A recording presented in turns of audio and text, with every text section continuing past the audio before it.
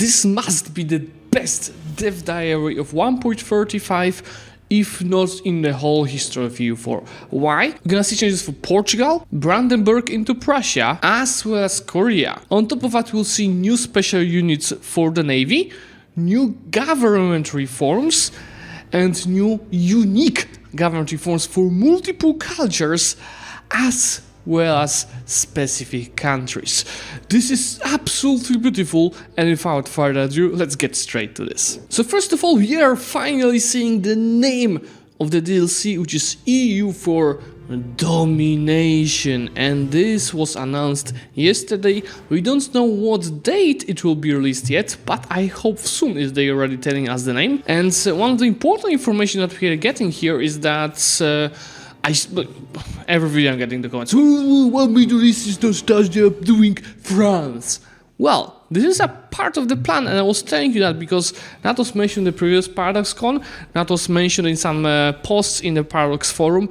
Middle East, as well as countries like Prussia, Mughals, of course Mamluks as part of the Middle East, and some other countries like Arabia, they will be part of a separate DLC. No, Domination is not the last DLCs. Don't worry about these nations, they'll have plenty of content, just not this time. So for Portugal, we already know that the color will be changed. There will be no longer green, there will be bluish, which is, I think, a nice color change, and that is their new mission tree. So it's generally a low mission tree with improvements and reorganization.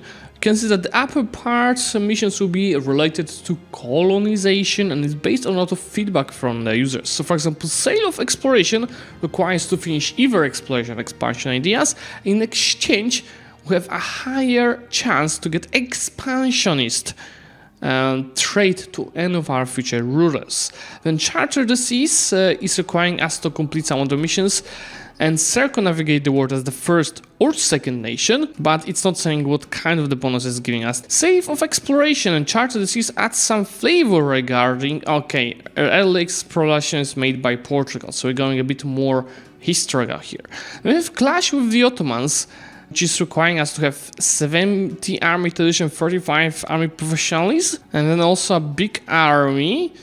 In exchange, we're gonna get 5% discipline permanently to our Marines. So the Marines meta. Clash with the Ottomans adds a mid to late game objective regarding the Portuguese push for hegemony in the Indian Ocean. Also adding an extra buff to the Portuguese Marines. Extra buff. A reform the Navy requires us to have a flagship from the previous mission and 6 points with a shipyard, and at the same time having 75 naval attrition or just an 80 of ships, which is probably, that depends how I play, but I would say this is easier to be done. In exchange, you're getting a yearly Navy tradition as well as 2 unique special units for the Navy. So special units for the Navy, I think, is one of the biggest things for this update. Lusitania Empire, which is pretty much the last mission they have, is changing Gav rank to Empire and giving us 25 permanent power projection. Apart from that, we also have created 2 unique guarantee reforms for Portugal. The first one is Tier 1 reform, so just our government type, which is called Portuguese Monarchy, and it's giving us national tax modifier, sailors recover speed, as well as naval force training. So it's very much focused on your type of the gameplay that you should be doing as Portugal. Then we have Tier 5, a military reform. You'll see that later in this dev diary, but they are introducing whole new tier of reforms, which will be on Tier 5, which is purely focused only on your military, and there will be a lot of unique reforms over there. And this Tier 5 reform is only for Portugal, which is Ordenancas. Tell me in comments how it is pronounced, I'm sure I did it wrong. It's giving us enable decision raise Ordenancas and giving us land leader shock modifier. So raise the Ordenancas is requiring us 50 mil points. In exchange, we're getting 1 year worth of manpower and sailors from all provinces which are within 50 range, not rent, I assume, to Lisbon, so all the neighboring provinces, and lose 2 exhaustion. Then to complete the rebalance of Portugal, we also took into account your suggestions for the orders of AV, and this is changed a little bit to give us base manpower of the province. Well, that's a base for the orders, but more importantly, attrition for enemies and local defensiveness, which is really nice. There are some changes to the trade goods. Apparently, Algarve and Vairo are right now sold provinces. I have no idea what it was before, but I assume it was something worse. That's probably a good change. Then we're moving to something even more fun, and also if you requested that Prussia. So it was like, "Ooh, why they are changing Poland, why they are changing northern countries, everything, but they did not change the poor little Brandenburg into Prussia. Prussia ideas seem to be useless now compared to the others around." Well, let's see what they have for this nation. So one most important and most OP change for Prussia is that when you form it, it's no longer this ugly, not visible gray color, it's Prussian blue. So now we can play as Prussia, as true Prussians. But how about the mission changes? Starting off, Reclaim Neumark, we offer a new dynamic reward as shown below. So it's not like it was before. And the dynamic bonus is actually really interesting because conquering provinces outside of the empire will give you different benefits depending on your stance in the HRE. So if you conquer a province by being allied to the emperor, you gain free trust towards the emperor. So it's fine, but nothing really OP. Then maybe it should be trust and favors, so you could take bigger advantage of that. Then if we are not allied with the current emperor, for every external province we conquer, we gain 1 power projection. So really also nice to keep it on 100. The third bonus is the most important, and it's a freaking meta to be HR Emperor's Brandenburg ASAP to take advantage of that. Because if you conquer these provinces while being the emperor, for every non-HRE province, we'll get 0.5 imperial authority. And this one is completely unbalanced compared to the other two.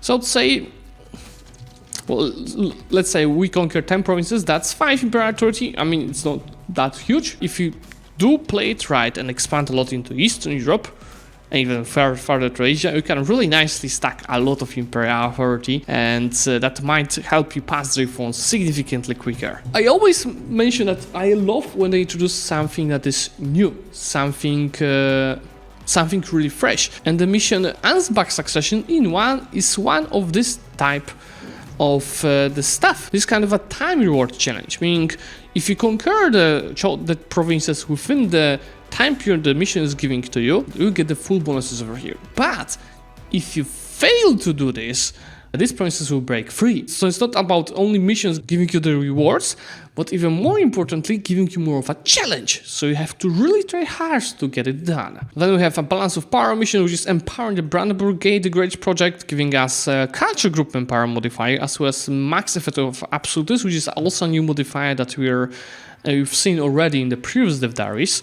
By the way, if you want to see my previous dev diaries, you have a playlist linked in the video description. But in any case, once you finish all the dev diaries, I will definitely create a separate video summarizing the whole patch and the DLC for you. Then another dynamic bonus, because if you get the mission Conquer Great in Poland, while having 200 development over there, we will get the unique Age of Reformation modifier Poland is having for 33% goods progress modifier. Very good, very worth it to focus on that. And then we have the Kiel canal, so they want to make the canals a bit more significant, because you remember they're nice, but they cost too much, they take too much to create, and they can be only created part of the game where 99% of the players are not playing anymore. So they want to make it a bit more dynamic, easier to build, especially the Kiel canal.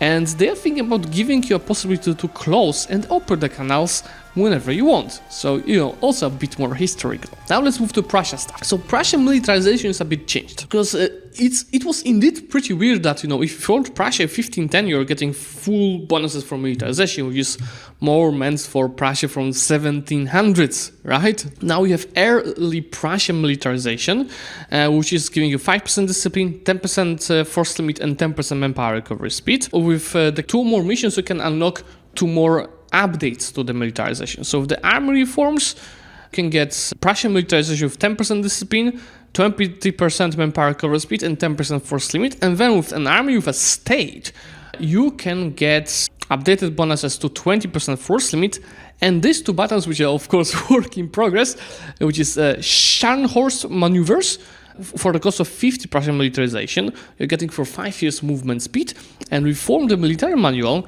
also the same cost, and for 5 years you can get land addition, yearly army tradition, as well as reinforced speed. I like it. I would just change yearly army tradition into something else, because Prussia already has too many sources of army tradition. They don't need more. Maybe it's something, something more fresh. And there's a big shout out over here to Stiopa, so our lovely Polish modder from Europa Expanded. You should guys hire Stiopa. I'd love to see that. There will be some events taken from his ideas. So now let's go to the next part of the diary, which is changes for Korea. So most importantly, there won't be that many changes to mission tree, which is not OP, of course, but it's okay-ish. There's more like changes to mechanics Korea is having. So first of all, again, another nation with unique own tier 1 government, which is Hermit Kingdom, which is allowing us to do Hangul alphabet decisions and enables perfectionist mechanism ability. On top of that, institution spread cost of advisors with the ruler's culture as well as development cost in primary culture. This is also nice, and I did not see this modifier before. So what are the decisions? We have inward focus. A bit more of explanation here. So we'll be having 3 different decisions on how we want to play around with our nation. This is coming actually from inward perfectionism privilege that we used to have, where you're having some negative modifiers for expansion, but in exchange you're getting tons of dev cost. So now it's split on 3 decisions on how you want to play. Inward focus will be very great to internal development. So we have construction cost, unrest, fort maintenance for defense, all states light equilibrium and development cost modifier. In exchange, you're getting all of these very harsh negative modifiers for expansion. They have outward focus, so you have trade efficiency, colonial range, global settlers increase diplomatic reputation, religious harmonization speed, and merchant guilds loyalty equilibrium. In exchange, decrease force limit against expansion impact. So of course, outward focus is more for your colonial gameplay, which I absolutely love. Going colonial Korea is something that I always planned to do, and maybe it's time to do it to 1.35. And third one, expansion focus, is about, of course, what's its name, expanding. More of armies, navies, manpower recovery speed, co-creation cost, and I guess expansion impact.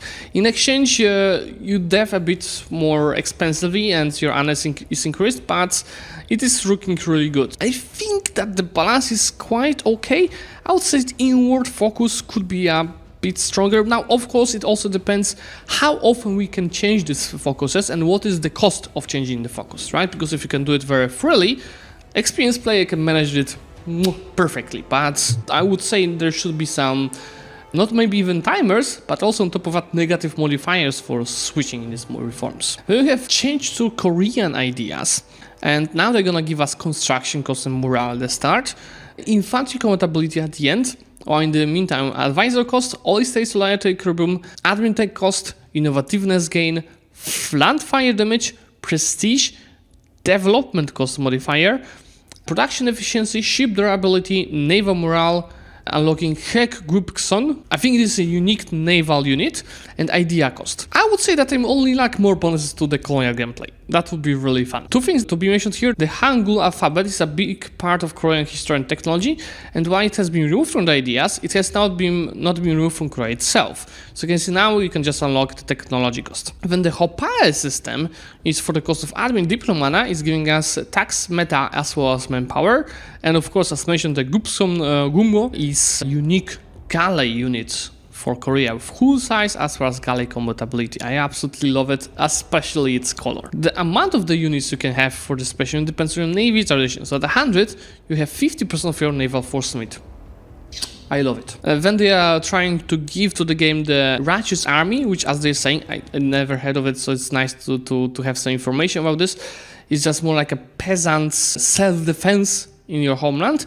And this decision is unlocking us for defense as well as recover army per speed. So the Righteous Army is gonna cost us legitimacy, it stays loyalty and tax meta. In exchange, we're getting morale of armies, attrition to enemies, and max attrition. Lovely. As well as Merc unit, which costs only 10%. It's pretty much for free, and it does not take your army professionalism. What's important, you can only get this decision while in defending position, so you're in defense war, or you are having plenty of your provinces. I think 10 provinces from your culture occupied.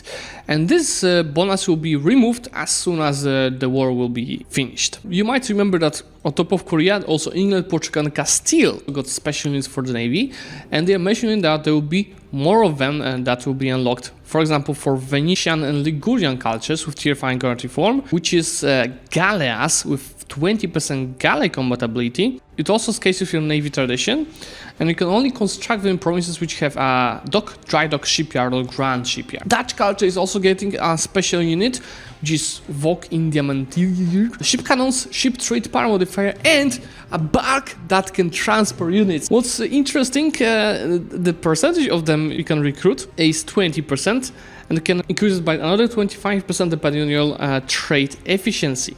Now the question is, because it's saying at 100 trade efficiency you can recruit 25% more, but the maximum trade efficiency the game allows is 200%. So does it mean you can get 50% more, or is it capped at 25%? Now we move to, I think, my favorite part of all of the diaries, so new government reforms. As I mentioned earlier, there's a whole new tier 5 that is focused on military doctrines, and let's first see 8 reforms that will be available for most of the nations, that are the basic reforms. Then I'll move to reforms that will be also specific to some of the countries. So that organized military staff, which is reinforced speed, national supply limit modifier and reinforcement cost. We have cavalry warfare, CAF meta, CAF cost and CAF to inf ratio. I absolutely love it. Military engineering, which is artillery cost and artillery barrage cost. Mercenary leadership, merc cost, possible condottiere and mercenary discipline. Defense stance, which is force defense, garrison site and max hostile attrition. Amphibious specialization, which is manpower usage of marines. It should be more like sailors usage. Marines force limit, addition when loaded on ships, and disembark speed. Sustained discipline, land addition, army drill gain modifier, drill gain loss. And naval professionals, which is more of navies, yearly navy tradition decay, and ship cost. So you have a really nice choice of whatever you want to roleplay, whatever is the focus of your country, or whatever modifier you're actually needing. Go ahead and choose the right doctrine for yourself, and it's gonna get even better when we move to nations that are having their own modifiers. Let's take a look. So Levantine culture is getting CAF cost, land addition, looting speed, and available loot. Then Altai and Tatar culture groups are getting artillery cost and leader siege. Chinese are getting barracks and training fees, give 15% and 30% local garrison. Oh, they're gonna have so much garrison, guys.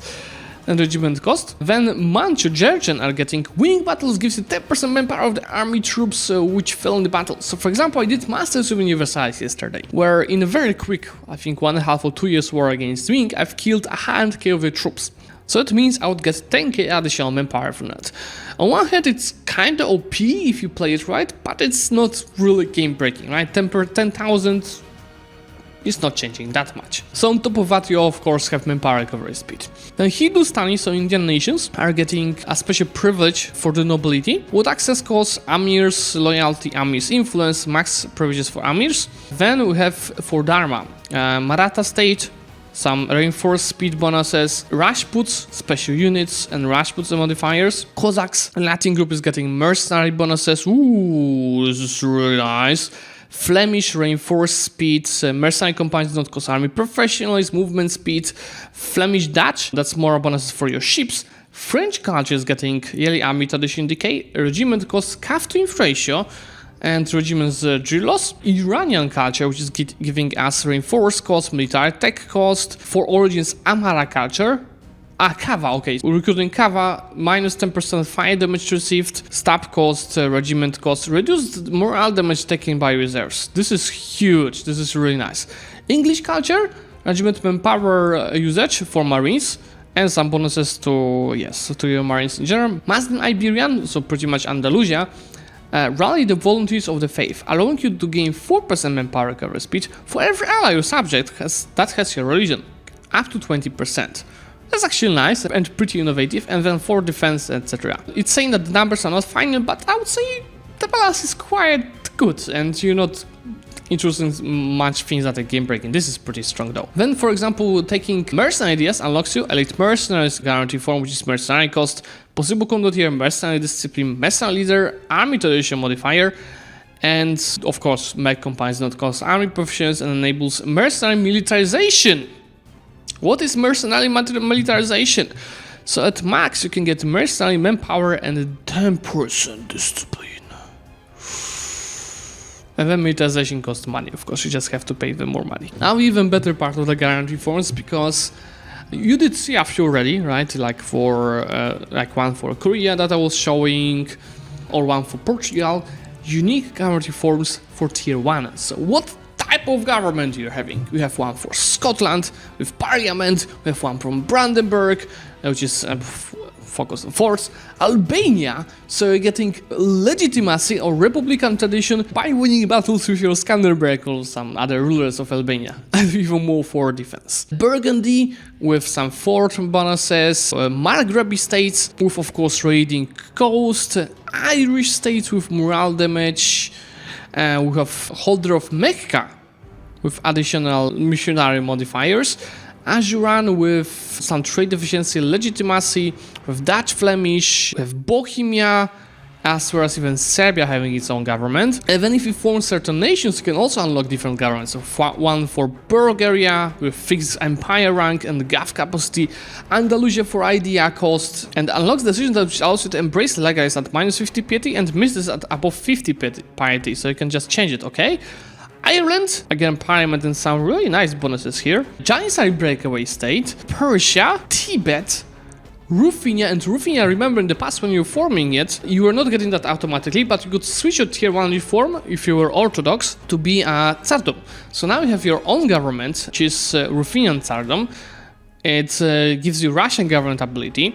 Max absolute is 5, reform progress growth, empowered through 5 provinces, gov capacity 330, strelts infantry and its force limit. Then you have also Byzantium if you take a specific mission. Then some special guarantee forms, if you do like some specific stuff like for example unifying the Islam, united the Holy Roman Empire, 25% gov capacity, max absolutism, max effect of absolutism, forming Roman Empire as Republic or forming Roman Empire as Monarchy. Look, admin efficiency, max absolutism. Then also some new tier 1s like elective monarchy for everyone, and one new for republics with civic republicanism, which is actually quite interesting because you have max terms of 2, you can increase it, and more important, if you elect a specific guy, you're getting a certain modifier for him, which can be of course admin, diplom or military, and you have all of these modifiers listed here. So for example, dev cost, diplo annex cost, trade efficiency, land morale, you can get really nice bonuses thanks to this. Whew, this is a very long dev diary, guys. Last but not least, 60 new estate privileges. Of course, they are not showing all of them here, but 60 new privileges. So that is making even more sense why right now the limit of privileges is 6, because there's so much they are adding right now. And of course there are some few examples here, and I like how for some of them they're changing the effects that it will depend what you get depending on the loyalty level of the state. So for example the dislike can get even more negative modifiers, and I'm really looking forward for the whole list of them. One more thing, before 1.30 some of you might remember estates were working completely different, where you have just buttons to get some, for example, cheaper advisor, mana, etc. They're bringing this back. Just in the level of decisions. So for example, you get a cheaper advisor. There's nothing about cheaper, but it used to be cheaper pre 1.30, or you can get some loyalty, or you can get deity. So something that I really do like, and I'm looking forward for the whole list. This is it for today's dev diary. You can see it's huge, and next week we're gonna hear even more about 3 changes coming to 1.35. I'm already excited to play this. Like, I think every week I say, okay, I gotta play this. There's so many nations I have to play 1.35, so get ready for a lot of content after the game release. So for today, thank you so much for watching. As always, every like supports. Remember, if you get more likes, the more people are gonna reach, so the channel can keep growing. And about that, of course, subscribe to the channel if you'd like to get notified about these future videos. And honestly, I'd like to hear from you guys, what is so far your favorite change in 1.35. For today, thank you so much for watching, and bye bye!